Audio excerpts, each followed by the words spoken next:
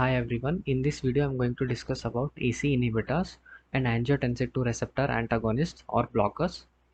So AC inhibitors are a class of drugs typically used in the treatment of hypertension and heart failure. So some examples are Ramipil, Lisinopril and Enalapril. So they inhibit the action of angiotensin converting enzyme and so reduce the levels of angiotensin II within the body. This means that it reduces the activity of RAS within the body. So the physiological effects of these drugs therefore include decreased arteriolar resistance, decreased arteriolar vasoconstriction, decreased cardiac output, and reduce in the potassium excretion in the kidney. So these actions help to lower blood pressure in hypertensive patient and also help to improve outcome in conditions such as heart failure.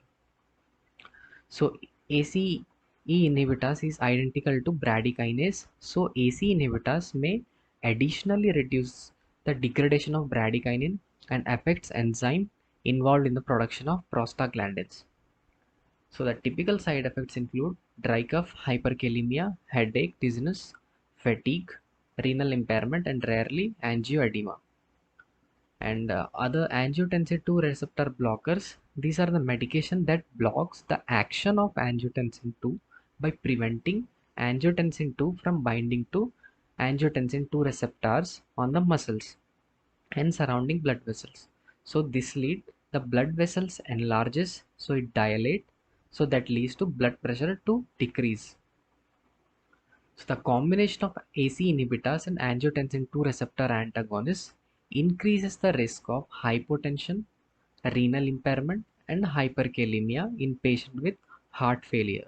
So these are some clinical evidences like both AC inhibitors and ARBs can have adverse renal effects and can cause hyperkalemia. So these effects might be expected to be additive when they are used together. So in one randomized clinical study in patients with heart failure taking AC inhibitors, the addition of candesartan resulted in higher rates of withdrawals than placebo for renal impairment and hyperkalemia.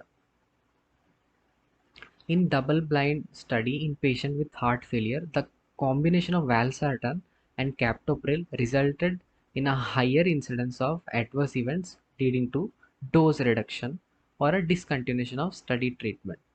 And same in hypotension. The treatment was discontinued in these many patients. Okay.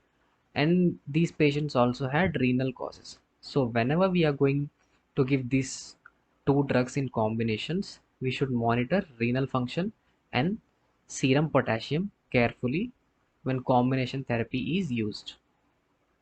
Thank you so much.